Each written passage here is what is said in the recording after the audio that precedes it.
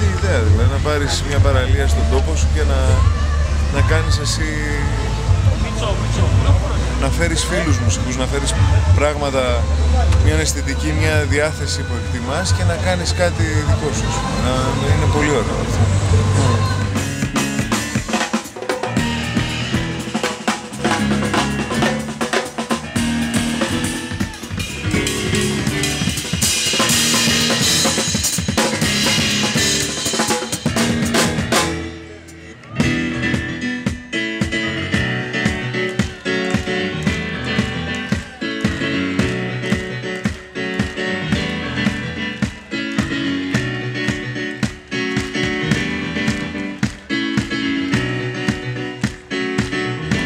Κολονάκι είναι ένας φίλος, ο Βαγγέλης που τελευταία μόνο ημέρα ακολουθεί. Όλο τον διώχνω του φωνάζω, λέω τι θέλεις, μου λέει γυρίσε στο βίο που λες πως θέλεις και με κοιτάζει όπως κοιτούσες κάποτε. Οπότε το Ναύπλιο, με το που το σκέφτομαι σαν ένα προθάλαμο ή σαν μια διέξοδο από την αρχαία Ελλάδα, σαν να πρέπει να πας πρώτα ένα μικρό ταξίδι στον χρόνο, ξέρω εγώ, και να καταλήξεις σε αυτή την πόλη, η οποία ξαφνικά έχει κάτι άλλο. Έχει παγωτά, έχει, ξέρω εγώ, τρομερά μπαρ και τρομερές πλατείες και... Εγώ έχω περάσει αυτό το στάδιο κι είναι το σπίτι μου άδειο, βγαίνω νύχτα κοιμάμαι πρωί. Και εσύ που στα άστρα βλέπεις μόνο ζώδια και της καρδιάς τα επεισόδια προτιμάς να τα δεις στη δύση. Έχω πέρασει αυτό το στάδιο, είναι το σπίτι μου άδειο και νύχτα κοιμάμαι πρωί. Και εσύ που στα άστρα βλέπεις μόνο ζώδια και της καρδιάς τα επεισόδια προτιμάς να βρεις στη γη. Όποτε πηγαίνω επίδαυρο, κλείνω πάντα Ναύπλιο. Μένω πάντα τουλάχιστον 2-3 βράδια τη χρονιά εκεί, ας πούμε. Και μουσικά είχα κάνει μια πάρα πολύ ωραία συναυλία στο Παλαμίδι. Ήταν από αυτές που τις θυμάμαι. Αμέσως αρχίσαμε να σκεφτόμαστε ότι αυτή η κοπέλα δεν θα έπρεπε να ανήκει μόνο στο Πατόκο. Ήταν αμαρτία δηλαδή.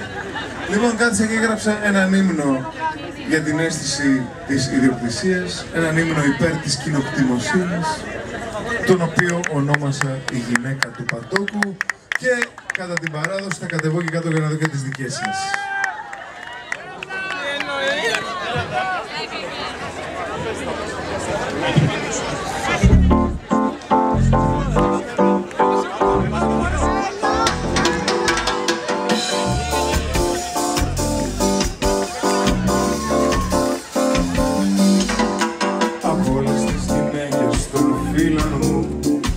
Ποια είναι η πιο αγγελική, ποια του κρατάει το χέρι πάντα στην καρδιά και τον ακούει από όλες πιο προσεκτικά και όταν μαζί του διαφωνεί κάνει καλά και ρίχνει και σε μας καμιά ματιά. Δεν είναι η γυναίκα του μήνα, ούτε η γυναίκα του Ιωσήφ, του Δημητράκη, του Θανάση, του Αλέξη, του Κουσμά. Δεν είναι του Σπόκου, ούτε του Παπαδάκη, ούτε του Κωσταρόπου, ούτε του Γέννη, του Τενίστα, ούτε του Χαμένου, του Βουρνά. Είναι η γυναίκα του Πατόκου. Είναι η γυναίκα του Πατόκου. Έχω βουτυχτεί στο δίσκο μου, στο καινούριο δίσκο. Έχω βουτυχτεί στο γράψιμο και σε μια ατμόσφαιρα η οποία μου επιβάλλεται από αυτό το δίσκο. Έτυχε δηλαδή τα τραγούδια να μιλάνε, να έχουν τον τίτλο Καλυθέα. Κάποια στιγμή μου ήρθε αυτό και να μιλάνε κάπως, όχι ακριβώς για τα παιδικά μου χρόνια, ούτε νοσταλγικά για το προάστιο αυτό στο οποίο μεγάλωσα, αλλά για αυτό το πράγμα που φεύγει για πάντα δηλαδή.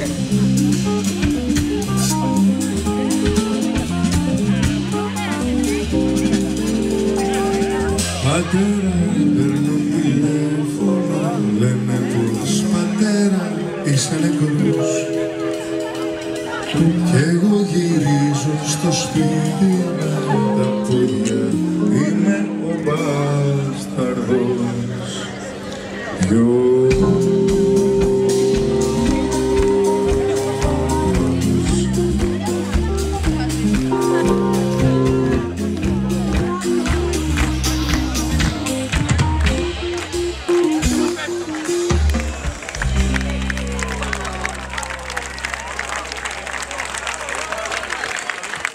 Ευχαριστούμε. Είναι κάτι που εμένα με ερεθίζει. Δηλαδή προσπαθώ να βρω σταθερές, να τις περιγράψω και ταυτόχρονα να προσπαθώ να δω και τι θα γίνει, τι θα έρθει. Σε ποιο σημείο δηλαδή θα νικήσει πάλι ο άνθρωπος, ποια θα είναι η νέα συνοικία, ποιο θα είναι το νέο του προάστιο, ποια θα είναι η νέα του εξέλιξη, ας πούμε. Οπότε ξέρεις, είναι μια περίοδος που γράφω πάρα πολύ.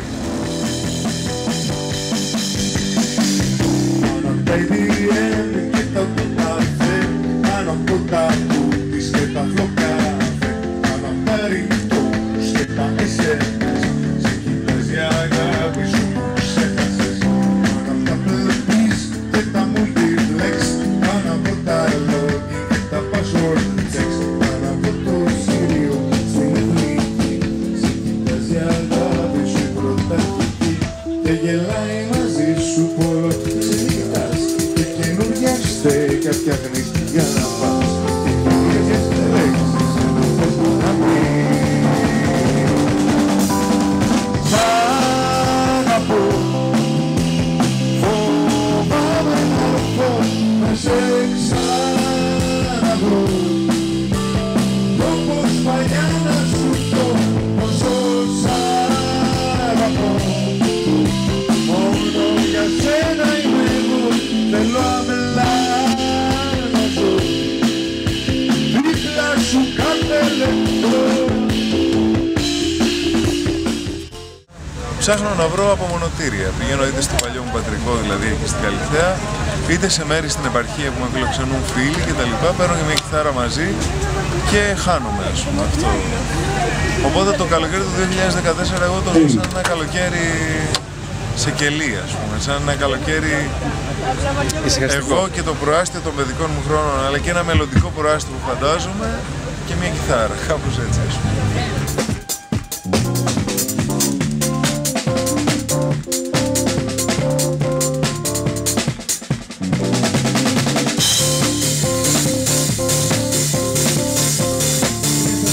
Ο Σωτήρης Ντούβας, ναι! Το πράγμα στα πλήκτρα, ναι!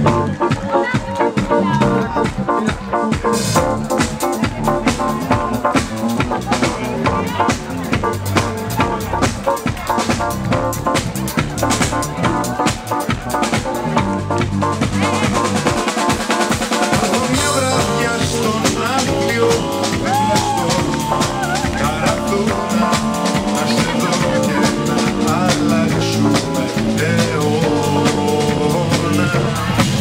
Αν δεν έχεις τι να κάνεις, σε παντρεύω τώρα και αρχίζει η ανησιάδικη ώρα.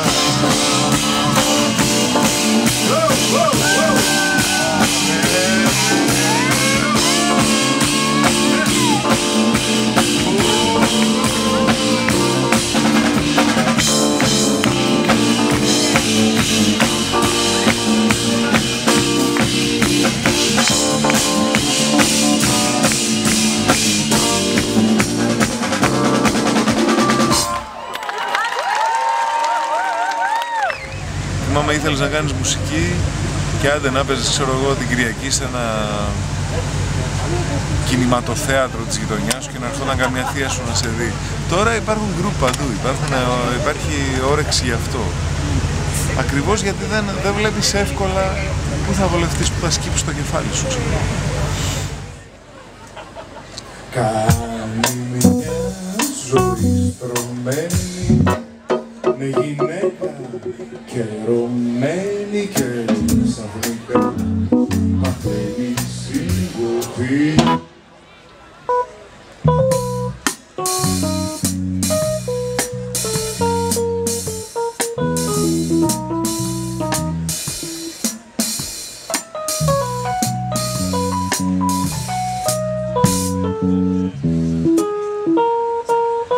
Γι' αυτό σου λέω μη μου λες εμένα για όλα αυτά τα μεγαλεία, τα παλάτια, τα λεφτά.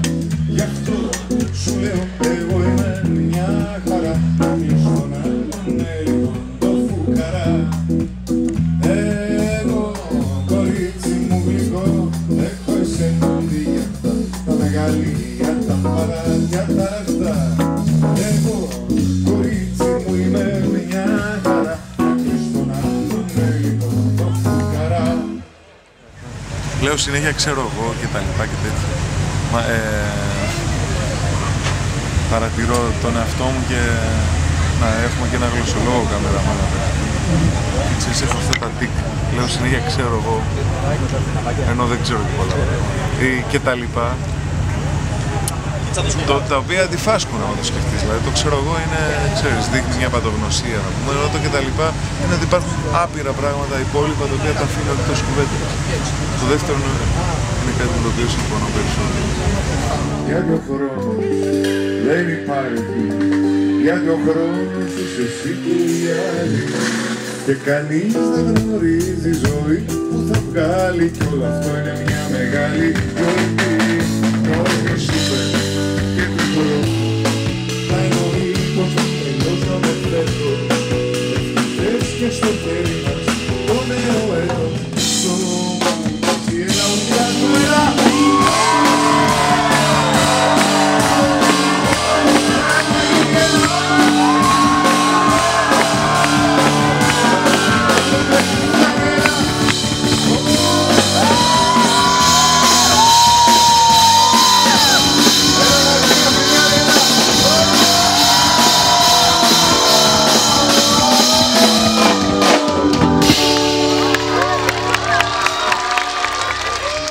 Θέλω να σε ξεπεράσω, μα